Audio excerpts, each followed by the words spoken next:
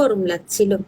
তো গরম লাগছি বলাতে মেয়ে এসে দেখো এক গ্লাস কি সুন্দর মিল্কশেক বানিয়ে দিয়ে গেল। খুবই ভালো লাগছে। আমি খাবো কি, আমার তো দেখতেই ভালো লাগছে, খুব সুন্দর হয়েছে দেখতে। এখনো খেয়ে দেখিনি কেমন হয়েছে, কিন্তু দেখতেই সুন্দর লাগছে। খুবই ভালো হয়েছে গো। চকলেট মিল্কশেক, এদের মধ্যে আছে তোমার বোর্নভিটা, আরো কি কি দিয়েছে আমি জানি না, তবে দেখা যাচ্ছে হাসি টাসি অনেক কিছু দিয়েই করেছে। খুবই ভালো হয়েছে খেতে। গরমের মধ্যে এরকম একটা ঠান্ডা ঠান্ডা মিল্কশেক পেলে কার না ভালো লাগে বলো। তার উপরে মেয়ে বানিয়ে দিয়েছে।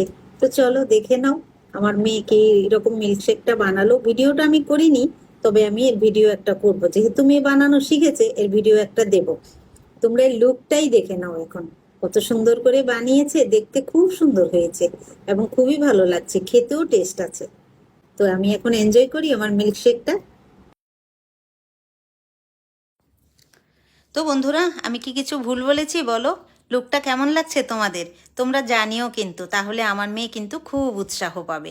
একটা জিনিস বানালে কেউ যদি উৎসাহ দেয় না, তাহলে কিন্তু বানানোর আগ্রহটা অনেক গুণ বেড়ে যায়।